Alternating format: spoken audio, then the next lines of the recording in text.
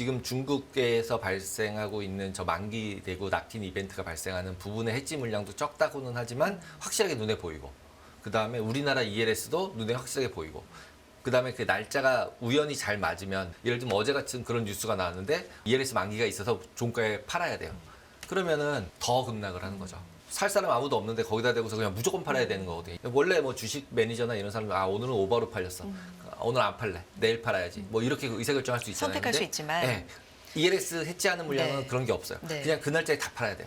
지금 현재는 지난번에도 말씀드렸지만 그냥 HCI에 투자했다고 생각하셔야 한다. 네. 중국 주식에 지금은 ELS를 가지고 계시다면, 그래서 중국 주식이 계속 빠질 거라고 생각하면 팔아야 되는 거고, 그 다음에 중국 주식이 그래도 리바운드 할 거라고 생각하면 가지고 있어야 되는 거다. 딱 그렇게 지금도 생각하셔야 되는 상황이고. 네, 나와 계십니다. 테이블랩의 캐핑강 대표님 어서 오세요. 안녕하세요. 오늘 계속 이 말씀으로 시작하게 되네요. 너무 추우셨죠? 네. 오시는데. 네. 아니 뭐 체감 온도가 영하 20도 뭐 이렇게 얘기를 하더라고요. 진짜 추운 날씨입니다. 여러분도 네 나가실 때 좀 단단히 대비를 하셔야 될 것 같고요. 오늘은 어떤 얘기를 대표님 해볼까요?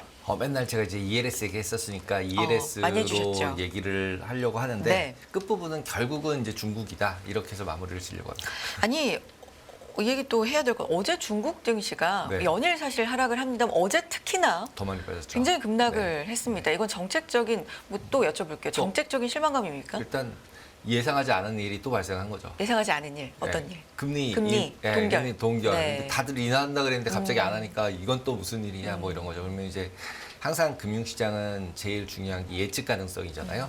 예측 가능성인데 지금 실제 예측 불가하다고 생각이 드는 거죠. 네. 그러니까 이제 반응이 저런 식으로 나오지 않나라고 생각이 듭니다. 그럼 왜 동결했다고 보세요, 대표님은? 솔직히 모르겠어요. 그러니까 저희가 지금 계속 얘기하는 부분들은 이제 부동산 문제를 계속 얘기하잖아요. 중국 부동산. 그러니까 중국 부동산 얘기가 나온 지가 한 4, 5년 된 것 같은데 뭐 끝없이 해결은 안 되고. 제 체감으로는 4, 5년도 더 된 것 같아요. 그죠? 느낌상은 네. 거의 10년 돼 가는 것 같은 느낌이에요. 뭐 건물이 비었다, 뭐 공실이다, 짓다 마는 것도 많다, 뭐 유령 도시다, 뭐 이런 얘기들을 들은 지가 너무 오래돼 가지고 이게 언제부터였나 뭐 이럴 정도로 오래됐는데, 결국 이제 미국처럼 어떻게 보면은 이제 빅베스라 그래서 확 다 잘라서 다 망하게 할 거 하고 막 이러기 전에 이걸 안 죽이고 계속 끌고 가니까 이렇게 이제 끝이 어디고 시작이 어딘지도 모를 만큼 흘러가다 보니까 이제 다들 지금 현재의 중국 상황이 되지 않았나, 이런 생각이 듭니다. 네. 좋습니다. 시작해 볼게요. 네, 일단은 이제 엣지지수 관련해서 이제 유튜브나 아니면 블로그나 뉴스들이나 지금은 어쨌든 엣지지수 ELS 돈 물어줘라, 이게 지금 이제 너무 뉴스가 많아요. 네. 그다음에 도미노다, 뭐 수조 원의 손실이 났다, 뭐. 근데 이제 지난번에 말씀드렸듯이 과거에 10년간 벌었으니까 이제 뭐 ELS 관련해서만으로 보면은 ELS로 번 돈이 있는데 이거 하나로 이제 다 날리는 상태가 되는 거죠. 과거에 예를 들면은 뭐 한 10번 벌었어도 한 번 잃으면 많이 잃으니까. 그래서 이제 결국 이제 옵션을 매도하거나 이런 파생 상품들은 굉장히 위험하고 나쁘다 이러면서 이제 다 몰려가고 있어요. 네. 그런 분위기로. 그리고 이제 여기서 지난번에도 말씀드렸지만 결국 이제 홍콩의 문제냐, H지수를 가지고 자꾸 이제 홍콩으로 자꾸 연동시키는 분들이 계신데, H지수라는 것 자체는 무조건 중국이랑만 연동이 돼 있다고 보셔야 되고요. 상장이나 저 지수를 만드는 거는 홍콩에 돼 있지만, 홍콩에서 만들고 있지만 결국 그 가격을 결정하는 거는 중국이다라고 보셔야 될 것 같아요. 그래서 지금 저 부분도 이제 홍콩 달러랑 그다음에 미국 달러 부분에, 그러니까 홍콩 달러랑 위안화 같은 경우 비교해 보면 미 달러와 위안화랑 두 개가 한 나라에 같이 있는 거잖아요. 홍콩 달러는 미국 달러랑 패그니까. 그러니까 한쪽에서는 금리 인하해야 되는데 한쪽에서는 금리 올리고 있고, 한쪽에서는 돈 풀어야 되는데 한쪽에서는 돈 줄이고 있고, 이거를 이제 계속 감당을 하면서 이제 일국 양제가 된 다음에 버텨온 거잖아요. 그러니까 당연히 홍콩 경제 자체는 굉장히 나쁠 수밖에 없는 상황이었고, 힘든 경제인데 금리를 낮출 수 없는 거죠. 미국 따라가야 되니까, 올려야 되니까. 그래서 그 상황이 이제 버텨서 홍콩 같은 경우는 부동산도 별로 안 좋고 전반적으로 안 좋다는 부분에 대해서는 이제 확실하게 논리가 쓰죠. 근데 이제 중국 본토에 대한 거는 이제 다른 얘기라는 거죠. 지금 좀 아까 말씀하신 것처럼 인하하기로 해가지고 다 컨센은 인하인데 갑자기 동결하고, 그 다음에 뭐 돈 경제 정책들 수립할 때 예측이 잘 안 되는 거죠. 그러니까 이제 에이 모르겠다, 다 나가자, 뭐 이렇게 되는. 그러니까 느낌? 외국인 자금 이탈이 지금 가장 제일 큰 사실은 거죠. 굉장히 큰 네, 이슈고요. 큰 거죠. 네. 뭐 어제 금리 동결 같은 경우도 여러 가지 이유가 뭐 나오고 있습니다만 환율 얘기도 상당히 많습니다. 그러니까 환율 방어 제 얘기. 끝부분에서 잠깐은 네. 그 부분은 말씀을 드려볼게요. 알겠습니다. 네, 일단 가보죠. 뭐, 5대 은행 이제 뭐 2,300억 원 손실 확정 뭐 이러면서 네. 나오고 있어요. 그리고 이제 평균적으로 보면 이제 50% 이상씩 손실을 보고 이제 만기가 돼가고 있고, 그 다음에 금융당국에서는 결국은 이제 모든 은행들 열심히 실사 나가서 현장 검사해가지고 이걸 물어주게 할지 안 할지, 불안전 판매일지 아닐지 이런 것들을 이제 뭐 파악 중이다. 그리고 이제 코멘트에서, 뉴스의 코멘트에서는 2월, 3월 중에 최종 결론은 할 예정이다라고 나와요. 근데 와, 그래서 역시 선거는 중요하구나. 아, 그런 생각을 하셨습니까? 네, 2월, 3월이라 그러길래 아니 이거를 뭐 2달 만에 이거를 결정을 해가지고 이거를 결론정을 내줄 수 있다? 보통 이제 라임 사태나 옵티머스 사태나 이런 것들을 했을 때 뭐 거의 1년, 2년 질질 끌렸던 것 같은데, 와, 이거 2달 만에 좀 지난해부터 12월부터 이슈가 있었지만 그래서 역시 선거는 중요하구나 이런 걸 느꼈습니다. 그리고 이제 뉴스들도 보시면 60% 손실률, 그다음에 반토막, 일파만파, 성난 투자자 뭐 이런 분위기의 뉴스들이 엄청 많아요. 근데 오늘 이제 드리려는 말씀은 뭐냐면 중국 얘기예요. 이게 11일 날 나온 블룸버그 뉴스인데 차이나 스노우볼 뭐 파생 상품이 13빌리언 130억 불만큼 손실 레벨에 갔다. 근데 이 스노우볼은 또 뭐야? 이런 생각이 들잖아요. 네. 우리나라 ELS랑 똑같아요. 아, 네, 똑같은 상품인데 기초 자산이 달라요. 우리는 HG 지수잖아요. 근데 얘네는 자기네 나라 지수 중에 약간 중소형주들, 그래서 CSI 500, 뭐 CSI 1000 이런 걸로 해서 이제 어떻게 보면 변동성이 큰 지수여야 이자율이 높아요. 높은. 그런데 뭐 CSI 300이나 그래도 대기업들 A50 이런 것들로도 안 하고 더 중소형 주로 기초자산사에서 ELS 같은 형태의 페이오프를 만들어서 팔았죠. 130억 불. 그리고 제가 있을 때만 해도 중국이 시작할 때였어요. 이런 파생 상품. 네. 근데 저희 나라랑은 솔직히 이 티켓 사이즈가 달라요. 티켓이라고 저희가 부르는데. 우리나라하고 좀 다르군요. 그러니까 금액이 커요. 네. 뭐 예를 들면 우리는 10억 단위, 네. 100억 단위로 찍으면 저쪽은 1000억 단위 뭐 이렇게 찍어요. 그러니까 공 하나씩 더 붙어서 찍어요. 예. 그러니까 돈이 많은 거죠. 예. 그러니까 이제 그런 분위기여서 이제 막 이제 제가 이제 홍콩에서 한국 들어올 때 분위기가 한국보다 중국 쪽으로 막 이렇게 파생 상품 쪽을 키우는 그런 느낌이었는데 이제 그런 것들이 계속 커져서 지금 이제 다시 줄어들 장 빠지면서 이제 이슈가 똑같이 발생을 하고 있어요. 그래서 뉴스들을 보면은 락킨 레벨이 어떠고 그다음에 그래가지고 이제 배도 물량이 나올 거고, 그래서 제가 ELS 코멘트 드렸던 거랑 똑같은 뉴스의 코멘트예요. 그래서 지금 이 부분 같은 경우도 결국은 락킨 레벨에 도달을 했고 이번에 빠져서 그래서 선물류 매도가 나올 거고, 선물 매도가 나오면 시장이 빠질 것 같아 라고 얘기를 했는데, CICC에 이제 중국에 있는 증권사에서 네. 이런 것들을 관리하는 증권사인데 매매하는, 근데 이제 스노우볼 임팩트가 크진 않을 거다라고 코멘트를 해요. 왜냐하면 하루 그 일주일 거래량으로 봤을 때 뭐 2, 3%밖에 안 되기 때문에 그렇게 임팩트가 크진 않을 거다 이렇게 얘기하면서 끝내요. 그리고 이제 맨 마지막에서는 중국 시장 전망을 얘기를 해요. 그러면서 아까 앞에서 쭉 얘기하신 것처럼 경제 회복이 약세고 지정학적 리스크 있고 그다음에 다른 불확실성들, 정책적 불확실성들이 계속적으로 있어서 부정적인 요인밖에 안 보인다. 그래서 그러다 보니까 뮤추얼 펀드들, 그러니까 주식형 펀드들이 환매가 들어오고 환매가 들어오니까 빠지고 이런 상태가 계속되고 있어서 좋게 보기 어렵다. 그래가지고 이제 갑자기 저도 이 스노우볼 구조가 어떤 거야? 그리고 찾아봤죠. 그러니까 여기 찾아봤더니 스노우볼이 다시 말씀드리지만 우리가 스노우볼 이펙트라고 하는 그 의미가 아니라 그 상품 이름인 거죠. 상품 여기서는 이름이 스노우볼이에요. 왜냐하면 저희 ELS 네. 보시면은 첫 번에 하면 3%, 그때 상환이 안 되면 6%, 이래서 연율로 몇 프로를 맞춰주잖아요. 그래서 이게 이자가 점점점 커진다 그래서 글로벌리도 스노우볼이라는 얘기를 네. 라는 상품 이름으로 많이 쓰는 상품 이름이에요.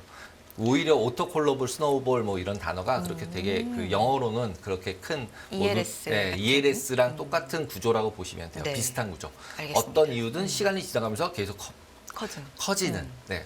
그러니까 이자가 커지는 스노우볼 임팩트 뭐 이런 거 할 때랑 유사한. 그래서 네. 이름을 스노우볼이라고 불러요. 그래서 지금 실제 파생 상품 ELS의 영어 본명이 제가 지금 이제 중국에서는 스노우볼로 불리고 있다. 그래서 한국에서는 ELS, 중국에서는 스노우볼. 스노우볼. 둘이 똑같이 구조를 보시면 거의 우리나라 구조랑 거의 똑같아요. 그래서 뭐 80% 이상. 근데 우리랑 좀 다르죠. 80%면 우리는 50%였잖아요. 그쵸. 얘네는 80인 거예요. 그럼 진작에 치겠어요. 그죠? 네, 진작에 쳐가고 있어서 얘네도 손실이 되게 많고 설명하는 자료도 우리나라 ELS 만드는 자료랑 똑같아요. 그러니까 누가 누구를 따라했는지 모르겠는데 락킨 레벨을 찍고라도 올라가면 수익을 준다. 그다음에 뭐 락킨 레벨만 안 찍으면 수익 보장이다. 그 시점에서. 네, 좀 끝날 때. 네, 끝나는 시점에서. 끝나는 시점에서. 그리고 중간에도 가격이 올라가 있으면은 상한돼서 이자 받고 끝난다. 그리고 대신에 찍고 밑으로 빠지면 손실이다. 그래서 결국 손실 날 가능성은 굉장히 적다. 이렇게 해서 똑같이 팔고 있는 거죠, 우리나라. 그래서 와, 이거 중국어긴 하지만 한문이긴 하지만 똑같다라고 생각이 딱 들고요. 그래서 이게 지난주에 저희가 이제 봤던 그림이에요. 근데 네. 이거랑 딱 비교해보면 거의 똑같죠. 점점점 있고 위에 있고. 예, 그래서 똑같다라고 보시면 되고요. 그래서 결국은 ELS라는 상품 자체는 횡보할 때 빼고는 좋은 상품이 아닌 거는 확실하다. 상승하면은 그냥 인덱스 사는 게 나은 거잖아요. 위가 막혔으니까. 그렇죠. 그다음에 하락할 거라고 생각하면은 그냥 안 해야 되는 거고. 그다음에 횡보를 할 때도 나는 돈을 벌 거야. 고정금리가 난 필요해. 어떤 상황이든 이라고 생각을 하니까 ELS를 들었던 거죠. 많은 사람들이. 왜냐하면 10%나 10% 올라가거나 10% 이상 올라갈 것 같지 않고 10% 이상 빠지지 않을 것 같고 3년 내에 50% 반토막은 안 나겠지. 이런 식으로 그렇게만 되면 이제 고정금리 준다고 하니까. 그래서 이제 제가 느끼기에는 중국이나 한국이 이 상품이 글로벌에서 한국하고 중국에서 제일 커요. 컸어요. 제가 있을 때도.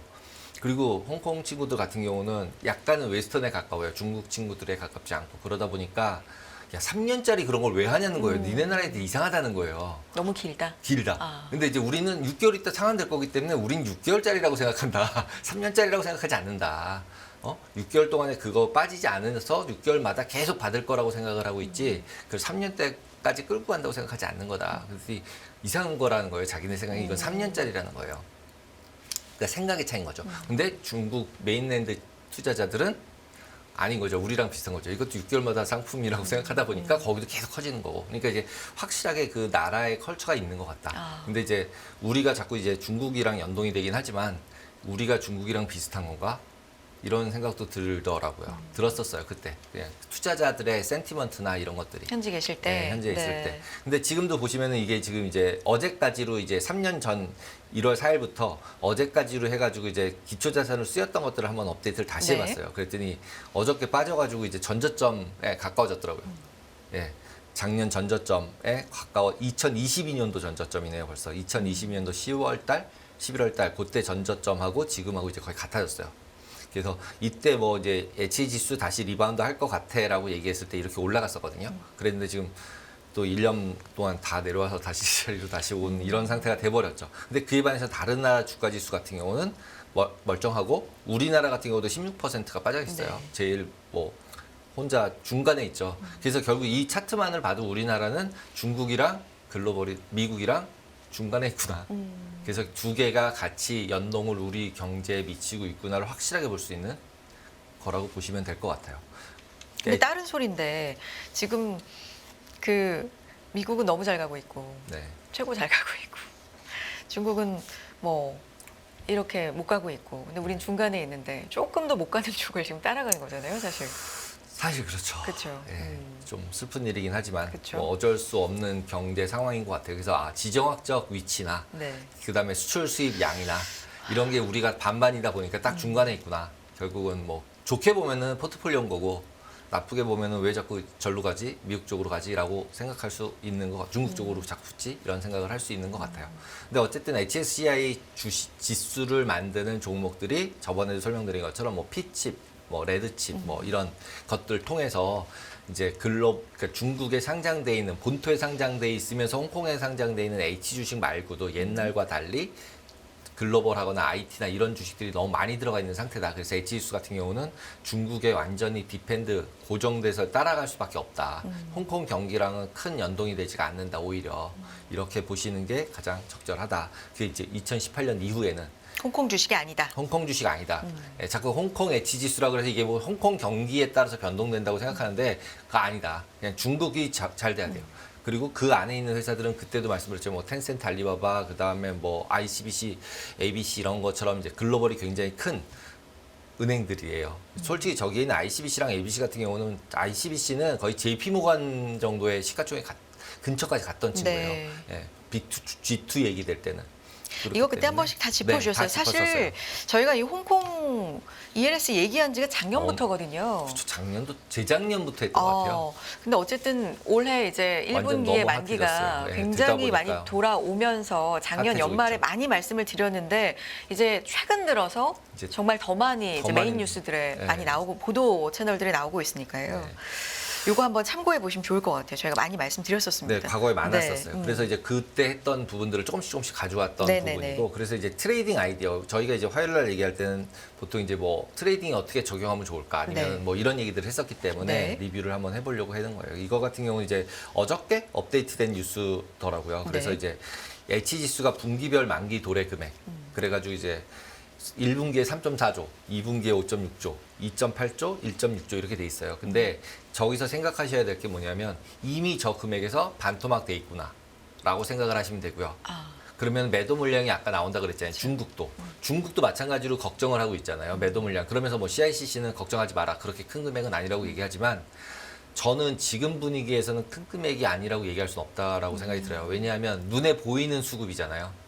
저거만큼 무조건 매도 나오네. 이렇게 생각할 수 있는 거예요. 시장에서 어떤 이제 가격이 움직일 때 사자 팔자를 생각하면서 움직이잖아요. 근데 살 사람이, 제가 매도할 사람이 확실하게 있는데 사고 싶나요? 안 사고 싶잖아요. 그쵸. 근데 너무 눈에 띄는 거예요. 예. 그러니까 지금 중국에서 발생하고 있는 저 만기되고 락인 이벤트가 발생하는 부분의 해지 물량도 적다고는 하지만 확실하게 눈에 보이고, 그 다음에 우리나라 ELS도 눈에 확실하게 보이고, 그 다음에 그 날짜가 우연히 잘 맞으면 만기일이 겹쳤는데 매수세가 없어요. 예를 들면 어제 같은 그런 뉴스가 나왔는데, 예를 들면 ELS 만기가 있어서 종가에 팔아야 돼요. 그러면은 저런 이벤트가 겹치면 이제 어제처럼 더 급락을 하는 거죠. 예. 뭐 살 사람 아무도 없는데 거기다 대고서 그냥 무조건 팔아야 되는 거거든요. ELS랑 저거와 해지하는 사람들은, 회사들은 어쩔 수가 없어요. 그냥 오늘이 만기면 빠지던 말든 상관없이 무조건 다 팔아야 돼요. 원래 뭐 주식 매니저나 이런 사람들, 아 오늘은 오버로 팔렸어, 오늘 안 팔래, 내일 팔아야지, 뭐 이렇게 의사결정할 수 있잖아요. 선택할 수 근데, 있지만. 예, ELS 해지하는 물량은 네. 그런 게 없어요. 네. 그냥 그 날짜에 다 팔아야 돼요. 그러니까 지금도 보면 2분기에 지금 거의 한 그 5.6조의 반이니까 그래도 거의 한 3조 가까이를 팔아야 되는 거죠. 2.8조 정도를 팔아야 되는 거죠. 그냥.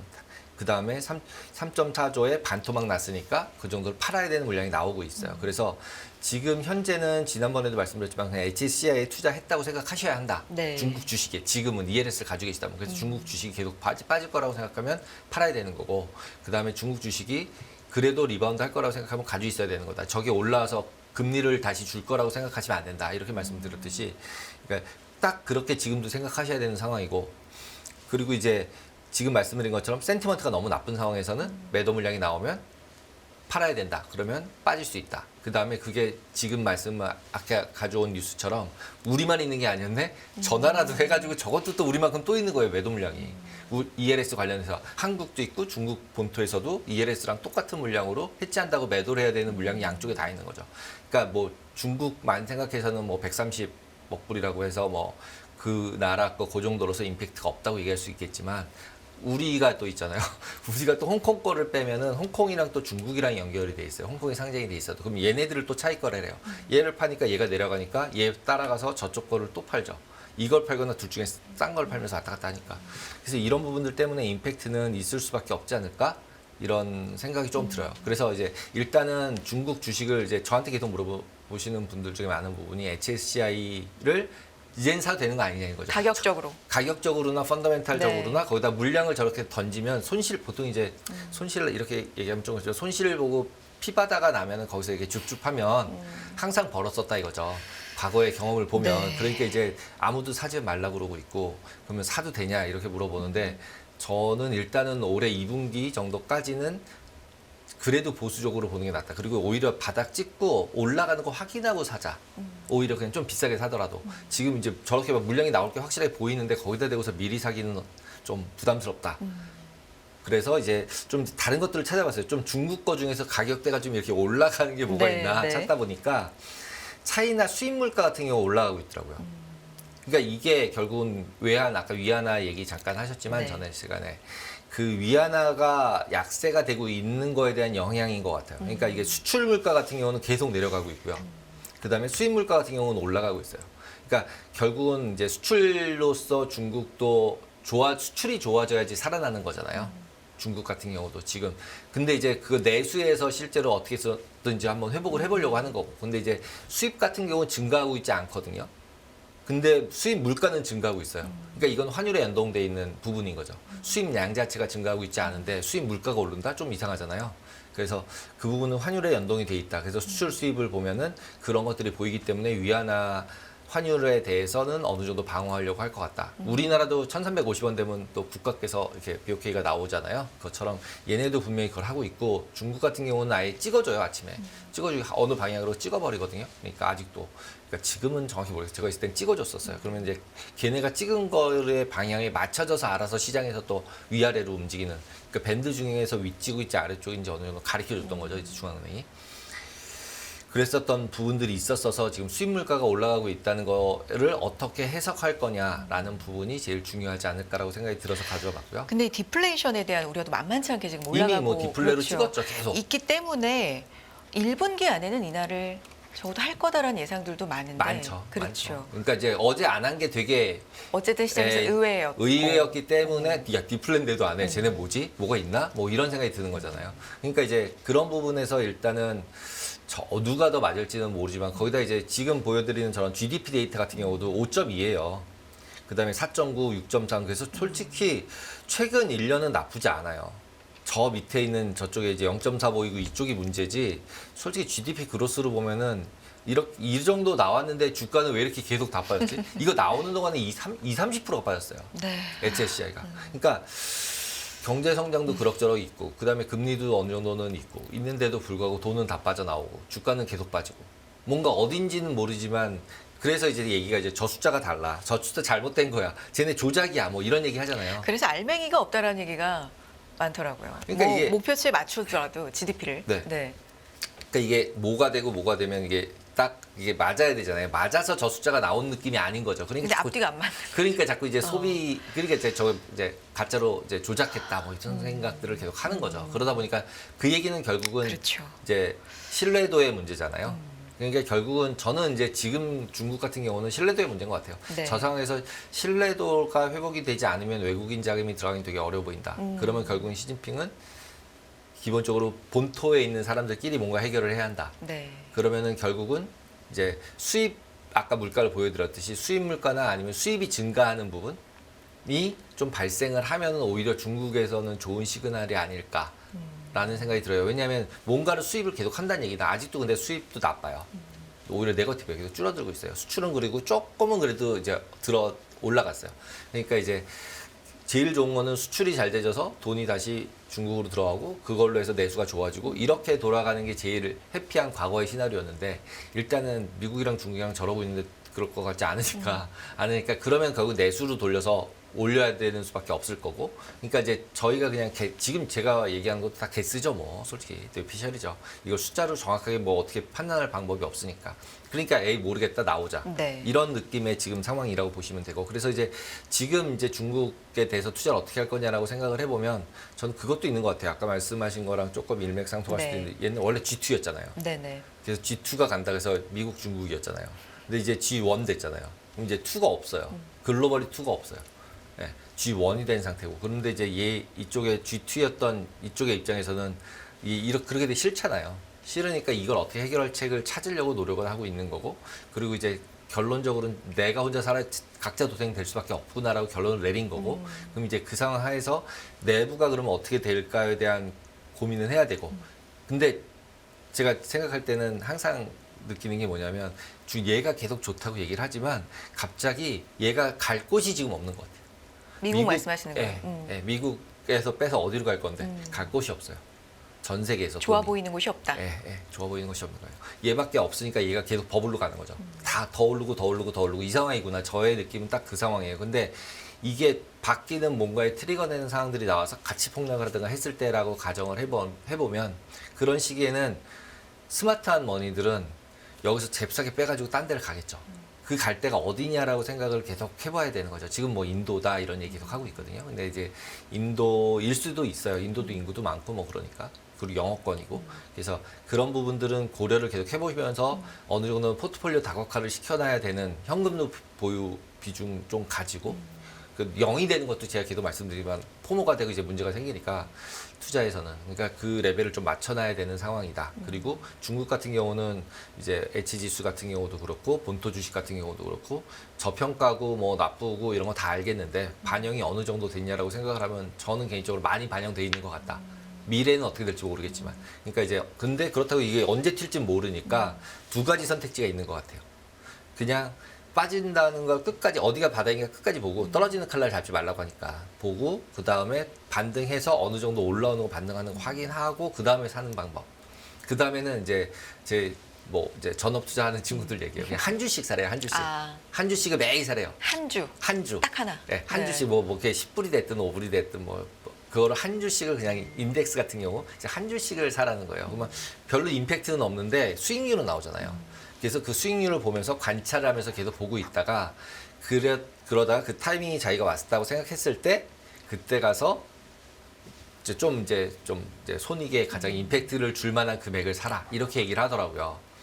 그것도 말 일리 있는 것 같아요. 왜냐하면 옆에서 보고 있다가 살다 팔았다 할 때 보통 왕창 사거나 왕창 팔거나 하잖아요. 귀찮잖아요. 솔직히 한 주씩 사는 거. 그러니까 이제 그런 식의 투자 방법도 있겠구나 이런 생각이 들어서 중국 투자를 하려고 하면 지금은 한 주씩 사야 될 때지 이렇게 왕창 살 때는 아직은 아니다. 어쨌든 뭐 그 방법적인 거고 그건 핵심은 지금 가격적인 메리트는 뭐 여러 가지만을 보고 들어갈 때는 아니다. 차라리 조금 더 확인을 하고 들어가는 게 나을 것 같다라는 게 결론이시네요. 네, 그러니까 그 빠지는 부분에 있었을 때 확실하게 보여서 매도해야 되는 애들이 이만큼이 확실하게 있는데 그거를 어느 레벨이다 이 정도면 바닥이 하고 확 다 사는 거는 리스크 대비 리워드 뭐 장이 상승해서 좋을 수도 있지만 그냥 상식상 봤을 때는 지금은 분명히 바닥 근처 어디가 있을지도 모르긴 하는데 그게 반등을 확실하게 줄 수 있고 반등할 때 확 올라서 수익이 난다라고 보기는 아직은 어렵다.